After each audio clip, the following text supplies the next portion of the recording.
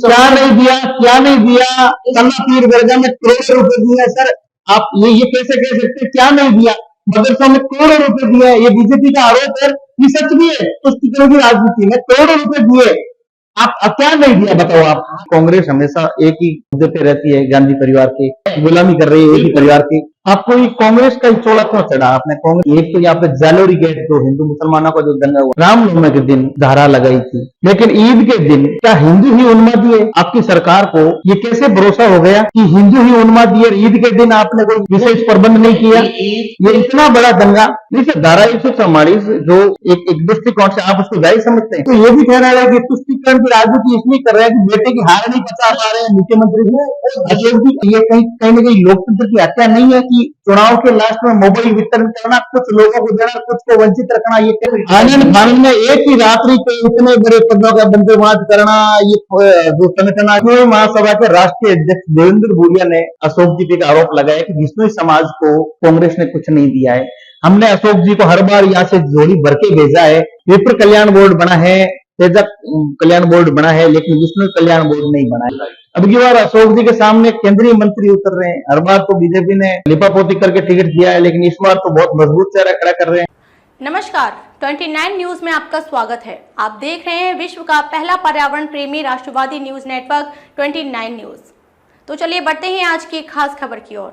विधानसभा चुनाव 2023-24 के चुनावी महाकवरेज के सत्ता का महासंग्राम के खास एपिसोड में 29 न्यूज के चेयरमैन संपादक सत्यनारायण जोशी क्रांतिकारी के सरदारपुरा विधानसभा क्षेत्र से दावेदारी करने वाले अजय त्रिवेदी से तीखे सवाल। साथ एक ऐसी शख्सियत मौजूद है जो कांग्रेस के कद्दावर नेता है और शहर विधानसभा क्षेत्र से ताल ठोक रहे हैं।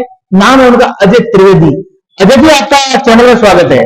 अजय जी, जिस प्रकार अभी आप ताल ठोक रहे हैं, खुल करके कोई प्रत्याशी ऐसा नहीं बोल रहे हैं, लेकिन आप तो खुल करके बोल रहे हैं कि चुनाव हम उस पैनल में है, उस मैदान में है। तो मेरे हिसाब से अगर खुल के नहीं बोल रहा है तो वो डिप्लोमेटिक है। अगर आपका मन है चुनाव लड़ने का तो खुल के बोलना चाहिए। अगर हम अपनों के सामने अपनी बात को खुलकर नहीं रखेंगे, क्या आदेश होता है, क्या हमें कहा जाता है, वो एक अलग बात है, पर आपको मन की बात तो खुल के ही करनी चाहिए ना। अजय जी, दर्शकों को पहले तो अपने थोड़ी परिवार की पृष्ठभूमि बताइए आप। मैं साधारण मध्यम वर्गीय परिवार से हूँ। मेरे पिताजी बैंक अधिकारी, बैंक मैनेजर के रूप में सेवानिवृत्त हुए थे और हम ब्राह्मण परिवार से है। श्रीमाली ब्राह्मण कम्युनिटी है यहाँ पे, जोधपुर का ही मेनली ओरिजिन माना जाता है। उससे है ब्राह्मण तो आपको पता ही है कि पढ़ लिखने वाला और शिक्षा दीक्षा से काम चलाने वाला एक वर्ग है। उसी वर्ग से मैं भी संबंधित हूँ और साधारण मध्यम वर्गीय परिवार के साथ साथ में मैं जरूर राजनीति से जरूर जुड़ा। ये आप राजनीति किसकी प्रेरणा से हो? आप कब से हैं? क्या कुछ चीजें मुझे ऐसा लगता है इनबिल्ट होती है। मैं 81-82 में फादर की पोस्टिंग गंगानगर थी। उस समय भी जब इंदिरा गांधी जी के जुलूस वगैरह निकलते थे, कांग्रेस के जुलूस निकलते थे, तो मेरा थोड़ा सा इंटरेस्ट रहता था।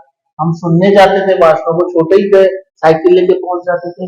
धीरे धीरे मुझे विचारधारा का प्रभाव हुआ और मुझे विचारधारा के औचित्य सिद्ध होने लगे, तो मेरा रुझान हुआ। मैं 1985-84 कहें आप, 84 से मैं एनएसयूआई से जुड़ गया। 85 से धीरे धीरे मैं मुख्य धारा से जोधपुर एनएसयूआई का महासचिव भी रहा और छात्र राजनीति से जुड़ते हुए आगे बढ़ा कांग्रेस के साथ। किस दायित्व से रहे आप? मैं भारतीय राष्ट्रीय छात्र संगठन में महामंत्री भी रहा, उपाध्यक्ष भी रहा। उसके बाद में युवक कांग्रेस में मैं संगठन सचिव रहा, फिर सचिव रहा, फिर उपाध्यक्ष रहा, फिर युवक कांग्रेस का प्रवक्ता बना। उसके बाद में कांग्रेस जिला कांग्रेस कमेटी का मैं सचिव बना, पहले संगठन सचिव भी रहा। उसके बाद में मैं कांग्रेस प्रदेश कांग्रेस से संभाग प्रवक्ता बना। उसके बाद में क्योंकि मेरी वाक शैली सही लगी तो मुझे प्रदेश प्रवक्ता के रूप में भी जिम्मेदारी पार्टी के द्वारा दी गई, जिसको मैंने लंबे समय तक 2020 तक मैं समझता हूँ निभाया। वर्तमान में मैं कांग्रेस संगठन में किसी भी पद पे नहीं। आपको ये कांग्रेस का चोला क्यों चढ़ा? आपने कांग्रेस पार्टी का, मैंने कहा ना, विचारधारा बड़ी प्रभावित कर रही थी। इंदिरा जी को सुनते थे 80s में, 77 का दौर भी देखा था। उसके बाद चिकमंगलुरु 1980 के चुनाव छोटे थे बाल्यकाल से देखा, तो मुझे लगा कि विचारधारा ने मुझे बहुत प्रभावित किया उनका एग्रेशन, उनका काम करने का तरीका, पंचवर्षीय योजनाएं, जो सारी चीजें थी, तो वो थोड़ा इम्प्रेसिव सा था, तो जुड़ाव हो गया, मन से जुड़ा हुआ। अगर अभी आपकी वर्तमान में कांग्रेस की स्थिति क्या है? देखिए, वर्तमान में कांग्रेस की स्थितियों को हम बाइफरकेट करेंगे जोशी। वर्तमान में हम अगर देखिए, जो डिसेंट्रलाइजेशन हुआ है उसमें कांग्रेस बहुत सारे उसमें बची हुई है। ग्रामीण लोकल सेल्फ गवर्नमेंट होती है, ग्रामीण में अलग होती है, निगम में अलग है, प्रदेश स्तर पे अलग है और केंद्रीय स्तर पे अलग है। हम वैसे तो कांग्रेस बहुत स्ट्रांग है, परंतु हम अलग अलग स्तर पे इसको देखना चाहिए, क्योंकि चुनाव अलग अलग, केंद्र में चुनाव होते हैं। केंद्रीय स्थिति में कांग्रेस अभी उस रूप में कॉम्पीट नहीं कर पा रही। इस बार चुनाव में जरूर परिवर्तन होने की संभावना है। उस रूप में पिछले 2 चुनावों में कॉम्पीट नहीं कर पाई जिस रूप में करना था। राज्य में कांग्रेस बराबर टक्कर में रही है।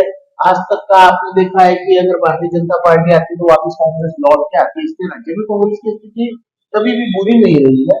और इस बार मैं समझता हूँ कि जो भारतीय जनता पार्टी में जिस रूप में बिखराव हुआ है, तो कांग्रेस का प्रदर्शन भी अच्छा। कांग्रेस के 5 साल कार्यकाल में भी जो भी योजनाएं थी या जिस प्रकार का कार्यकाल रहा, निर्विवाद कार्यकाल रहा, आपसी कलह वगैरह की चलती रहती, बाकी निर्विवाद और प्रशासन और गुड गवर्नेंस की दृष्टि से बहुत अच्छा कार्यकाल रहा। अगर निर्विवाद रहा तो फिर वो क्या जैसलमेर जाकर के कोई धरने पे बैठे थे क्या? ये घर की बात है, हमने आपस में निपट ली। भारतीय जनता पार्टी ने जिस तरीके से लोकतंत्र का अतिक्रमण किया, लोकतंत्र को बचाने के लिए जैसलमेर जाना पड़ा। अगर ये जैसलमेर जैसे बचाव के बहुत जोर शोर से, जिसको एग्रेसिव एफर्ट्स कहते हैं, अगर ये नहीं होते जोशी जी, तो मैं समझता हूँ कि राजस्थान भी मध्य प्रदेश, कर्नाटका और गोवा के साथ एक उदाहरण बन जाता। परंतु राजस्थान में जैसलमेर गए, चाहे कहीं पे भी गए, लोकतंत्र में लोग मैंडेट की रक्षा की, मैंडेट की रक्षा करना एप्रिसिएशन। आप जहां से जिस क्षेत्र से आ रहे हैं वो मुख्यमंत्री जी का गृह जिला है, और यहाँ गृह जिले में आपको क्या स्थिति लग रही है? क्योंकि भारतीय जनता पार्टी आरोप लगा रही है कि एक तो यहाँ पे जालोरी गेट, जो हिंदू मुसलमानों का जो दंगा हुआ था, जालोरी गेट में दंगा नहीं हुआ था, एक विवाद हुआ था। देखिए, दंगा और विवाद बहुत अलग चीजें हैं। हमारा जोधपुर तो इतना सीधा, मैं आपको पृष्ठभूमि में ले जाना चाहूंगा। वर्ष 1990 की बात है। ए मुखोपाध्याय यहाँ के जिला कलेक्टर हुआ करते थे, और नया तालाब क्षेत्र में कुछ दंगा और कर्फ्यू लगा पहली बार 1990 में। जनता को पता ही नहीं था कि कर्फ्यू कैसा। मेरा जोधपुर शहर इतना सुंदर और सीधा है कि कुछ लोग बाहर निकल गए। तो ए मुखोपाध्याय कलेक्टर का, आप लोग कहाँ जा रहे हैं? ये सब कर्फ्यू लगाए, कर्फ्यू देखने जा रहे हैं। तो उसको हंसी आ गई कलेक्टर साहब को। उन्होंने कहा कर्फ्यू में घर में रहने की जरूरत है, देखने की जरूरत नहीं है। तो इतनी सीधी सादी जनता, यहाँ दंगा वंगा करने जैसी जनता नहीं है। विवाद हुआ था, विवाद तो होता रहता है, विवाद नहीं। विवाद हुआ था सर, जब रामनवमी के दिन धारा लगाई थी, लेकिन ईद के दिन क्या हिंदू ही उन्मादी है? आपकी सरकार को ये कैसे भरोसा हो गया कि हिंदू ही उन्मादी है? ईद के दिन आपने कोई विशेष प्रबंध नहीं किया। ये इतना बड़ा दंगा। ईद के साथ में आपको पता है गणेश चतुर्थी, अगर धारा लगती तो फिर गणेश चतुर्थी और ईद के समकक्ष रूप से लगती, परंतु जोधपुर ये संतुष्ट हो गया था कि अब धारा लगाने की जरूरत नहीं है। और उस समय जो धारा लगाई थी, भारतीय जनता पार्टी की जो गिद्ध दृष्टि रहती है, किसी तरीके से विवाद खड़े करवा कर और अपना उल्लू साधने के लिए, उस गिद्ध दृष्टि पे 144 की धारा थी न कि जोधपुर की नहीं सर, धारा 144 जो एक दृष्टिकोण से आप उसको जायज समझते हैं? अगर भारतीय जनता पार्टी की गिद्ध दृष्टि है और अकारण विवाद करवाना चाहती है, आप जो अकारण विवाद करवाना चाहती है, तो उस गिद्ध दृष्टि को रोकने के लिए जो भी संभव, आपको पता है समाजशास्त्र में महात्मा ने दंड का सिद्धांत दिया था। दंड जो होता है वो अपराधियों को रोकने के लिए होता है। ठीक उस दंड के सिद्धांत को महात्मा गांधी जी ने भी माना था। तो अगर ऐसा कोई दंड का सिद्धांत का प्रारूप अगर इस शहर की आबोहवा को बचाने के लिए किया जाता है, तो एप्रिसिएशन का विषय बहुत अच्छा किया था। ये मुसलमानों के लिए या हिंदुओं के लिए 144 धारा नहीं थी, ये उन दंगाइयों के लिए थी जो उचित प्रयासों से देश के अमन चैन को, इस शहर के अमन चैन को समाप्त करते। सर, ये तुष्टिकरण की राजनीति विपक्ष हमेशा आरोप लगा रहा है, और तुष्टिकरण की राजनीति कई जगह हुई है। जैसे आपने ग्रामीण इलाकों में जो गांवों का परिसीमन किया है, उसमें भी काफी तुष्टिकरण हुआ है, एक तरफी तुष्टिकरण हुआ है। जो आरोप लगाते हैं उनसे चैलेंज करता हूँ उनके चैनल के माध्यम से, वो मेरे साथ में बैठ गए और कहीं कभी तुष्टिकरण सिद्ध कर रहे हैं, तो मैं उनको चुनौती देता हूँ। एक भी इंस्टेंस में कहता हूँ कि किस गांव में तुष्टिकरण के लिए क्या परिसीमन में हुआ, मेरे को एक उदाहरण, एक दृष्टांत। और वो तो ये भी कह रहा है कि तुष्टिकरण की राजनीति इसलिए कर रहे हैं कि बेटे की हार नहीं बचा पा रहे हैं मुख्यमंत्री जी। दृष्टांत बताया कि तुष्टिकरण यहाँ पे हुआ था, एक दृष्टांत बताया। आपको पता है कि जोधपुर में मुस्लिम समाज को कोई एक बड़ा पद तक नहीं नवाजा गया। एक बड़ा मुस्लिम समाज में रोष भी इसलिए है कि कांग्रेस के द्वारा अब आरपीएससी में बनाया गया है, बाकी क्या दिया, क्या नहीं दिया कन्ना पीर वर्गा में करोड़ों रुपए दिए सर। आप ये कैसे कह सकते हैं क्या नहीं दिया? मदरसा में करोड़ों रुपए दिए, ये बीजेपी का आरोप है, ये सच भी है। तुष्टिकरण की राजनीति में करोड़ों रुपए दिए, आप क्या नहीं दिया बताओ? आप कन्ना पीर की दरगाह की बात कर लेते हैं, मदरसों की दरगाह की मदरसों की बात कर लेते हैं। क्या हायर एजुकेशन जो दुनिया भर के इंस्टीट्यूट हम लोगों को पढ़ने के लिए नहीं दिए? इस जोधपुर को एफटीआई दे दिया, इस जोधपुर को निट दे दिया, इस जोधपुर को एनएलयू दे दिया, इस जोधपुर को आपने है ना जो आयुर्वेद विश्वविद्यालय दे दिया। ऐसे में छोटी कौन तो बिल्कुल पढ़ लिख नहीं पा रही है, घरों से बाहर नहीं निकल पा रही है। अगर उसके उत्थान के लिए हम सर्वोदय की बात करते हैं, सर्वोदय में एक ही पक्ष की बात करनी चाहिए, उनके उत्थान के लिए थोड़ा बहुत प्रयास कर दिया है। ये साधारण सा समाज मांगता है, बीपीएल का कार्ड मांगता है, उसमें भी लोग नाराज हो जाते हैं। विपक्ष का एक आरोप है कि जैसे फूड पैकेट वितरण किए थे, उसमें रेट थी, उसमें जो सामग्री थी वो सारी मिलावट थी। विपक्ष क्यों नहीं आंदोलन करके सड़क पर खड़ी हुई? क्यों नहीं विपक्ष साधन संपन्न केंद्र में उनकी सरकार की अपनी तरफ से सब हिंदुओं को पैकेट बंटवाए? अच्छा, ये मोदी के सामने मेरा प्रश्न है कि उन्होंने क्यों हिंदुओं को पैकेट बंटवाया? मुझे लगता था कि मुस्लिमों को पैकेट ये कहीं ना कहीं लोकतंत्र की हत्या नहीं है कि चुनाव के लास्ट में मोबाइल वितरण करना, कुछ लोगों को देना, कुछ को वंचित रखना? ये कहीं ना कहीं मानता हूँ कि लोकतंत्र की हत्या होती अगर आचार संहिता के पश्चात वितरण होता। आचार संहिता से पहले अगर कोई चीज असंवैधानिक लगती नहीं तो लोकतंत्र की हत्या। आचार संहिता से पहले तो कुछ भी काम करे सरकार वो पॉजिटिव पड़ती है, उसके बाद करे तो आनंद में एक ही रात्रि पे इतने बड़े पदों का बंदोबस्त करना, ये जो संगठनात्मक धावक जब लक्ष्य के नजदीक आता है तो तेज दौड़ना, क्या वो धीरे हो जाएगा कि नहीं? वो पीछे मेरे पीछे वाला आगे तेज दौड़, तुम भी दौड़ देना, तुमको मौका मिले लास्ट में तुम भी आनंद पानंद पद देते हैं। बिश्नोई महासभा के राष्ट्रीय अध्यक्ष देवेंद्र भूरिया ने अशोक जी पे एक आरोप लगाया कि बिश्नोई समाज को कांग्रेस ने कुछ नहीं दिया है।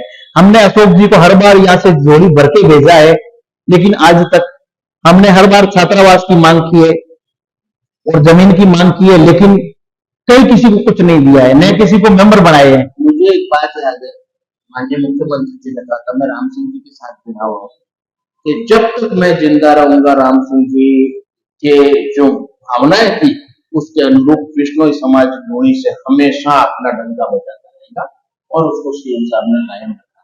रहा सवाल बिश्नोई समाज के लिए कुछ नहीं किया, तो बिश्नोई समाज तो बहुत ही आदरणीय समाज है और उसके लिए तो हमेशा संकल्पबद्ध रहे। यहाँ तक कि 1991 में जो सलमान खान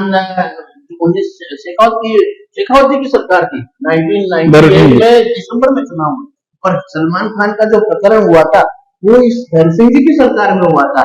उसमें भी सलमान खान जैसे लोगों को सजा दिलवाने में आगे आई है तो उनकी सरकार आई है, क्योंकि सबसे बड़ा भावनात्मक विषय विप्र कल्याण बोर्ड बना है, तेजक कल्याण बोर्ड बना है, लेकिन विष्णु कल्याण बोर्ड नहीं बना है। कहीं ना कहीं विष्णु कल्याण होगा, सिर्फ बोर्ड ही नहीं बनेगा, समग्र कल्याण होगा। ये बोर्ड तो बहुत सीमित है, समग्र कल्याण के मार्ग पर।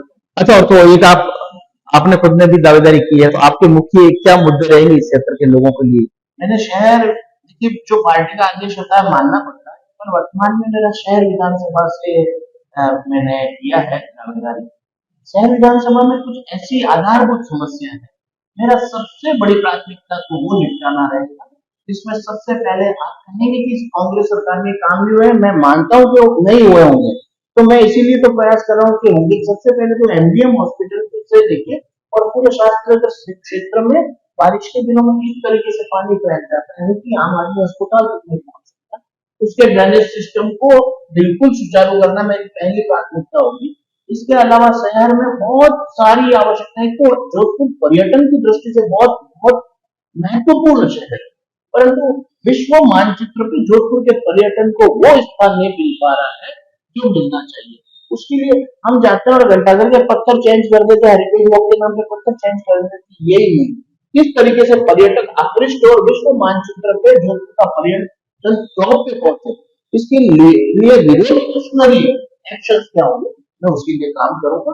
साथ में शहर विधानसभा में जो आमूलचूल परिवर्तन हो सकते हैं, फतेहपुर से लेकर ये मधुबन तक जो जा रही है विधानसभा, इसमें आमूलचूल परिवर्तन, आवश्यक परिवर्तन हो सकते हैं, उसके लिए आपकी टिकट प्रणाली क्या रहेगी वितरण करने में? ये हमारे तो सबकी एक ही होती है, जो आला कमान कहता है वो तो बॉस इज ऑलवेज राइट, तो वही बॉस इज ऑलवेज राइट जो प्रणाली रहेगी उसको एक्सेप्ट करना। सभी जगह यही होती है, कोई स्पेसिफाई नहीं होता है, और सब जगह आप देख ही रहो 41 टिकट दिए, वितरण की क्या प्रणाली थी, कहीं से उठा के किसी के एमपी को कहीं का टिकट दे दिया, विरोध हो रहा है, विरोध को डाइल्यूट करने की कोशिश की जा रही है। Boss is always right. अब की बार अशोक जी के सामने केंद्रीय मंत्री उतर रहे हैं। हर बार तो बीजेपी ने लिपापोती करके टिकट दिया है, लेकिन इस बार तो बहुत मजबूत चेहरा खड़ा कर रहे हैं। मैं तो चाह रहा हूँ कि केंद्रीय मंत्री का क्यों भविष्य खराब किया जाए, मैं चाह रहा हूँ नरेंद्र मोदी जी उतर, अगर वो राजस्थान में प्रभारी बन के उतरने के एक बार यहाँ अशोक गहलोत साहब के सामने भाग्य आजमाई है सरदार दावत देते हैं मोदी जी को। क्या इसमें इस बार वैभव जी को भी उतारेंगे मैदान में? अभी ऐसा कुछ आया तो नहीं, परंतु वो उतरते तो स्वागत रहता हूँ। तौर पे ये वंशवाद की राजनीति नहीं है, अगर उतरता है तो वंशवाद की राजनीति नहीं है। हाँ, ये लोकतंत्र है, यहाँ पे वंशवाद होता ही नहीं है, यहाँ की जनता बहुत स्ट्रांग है, उसको लगेगा कि उस वंश को आगे नहीं बढ़ने देगी, जनता की स्वीकार्यता उस वंश आगे बढ़ जाएगा। ये वंशवाद में टिकट तो किसी को भी दिया जा सकता है, पर इस बात को आगे बढ़ाने में लोकतंत्र में जनता ही सर्वोपरि, इससे चिंता करने की जरूरत नहीं आगे बढ़ेगा। राहुल गांधी जी अगर अनाज नहीं अभी देश के प्रधानमंत्री तो नहीं है, जनता जिस दिन चाहेगी उसी दिन होगा, तो हम जनता के प्रति बिल्कुल अभिभूत रहेंगे कि उसको और जचेगा तो वंशवाद को आगे बढ़ाएगी, वो नहीं तो नहीं बढ़ाएगी। एक बीजेपी का आरोप है कि ये कांग्रेस हमेशा एक ही मुद्दे पे रहती है, गांधी परिवार के, जो एक ही परिवार के मैं कहता हूँ एक ही हाँ है गुलामी कर रही है, एक ही परिवार की। बिल्कुल गुलामी की तो खैर बात नहीं होती, परंतु अगर किसी परिवार की स्वीकार्यता है और मानते तो उनका भला है। हम उनको अमित शाह जी को तो नहीं कहते कि आप मानो गांधी परिवार को, हम मान रहे हैं। उनपे दिक्कत क्या, मेरे को इस पे प्रश्न बताए दिक्कत क्या है। मैं अगर मेरे परिवार में मेरे पिता के दोस्त से, मेरे पिताजी से, उनसे यदि इंस्पायर हूं, उनको मानता हूँ, तो इसमें कष्ट क्या है। हम उनको कहें कि अमित शाह जी आप मानो या मोदी जी आप मानो तो गलत है, अदरवाइज बिल्कुल मानते, इसमें क्या दिक्कत। धन्यवाद आदरणीय अजय त्रिवेदी जी के साथ बातचीत हुई और आपने काफी मुद्दे सामने रखे। मिलते हैं अगले शख्सियत के साथ, तब तक के लिए जय हिंद। खबरों में अब तक के लिए बस इतना ही, फिर होगी आपसे मुलाकात कुछ ऐसी ही खास खबरों के साथ। तब तक के लिए नमस्कार और देखते रहिए 29 न्यूज।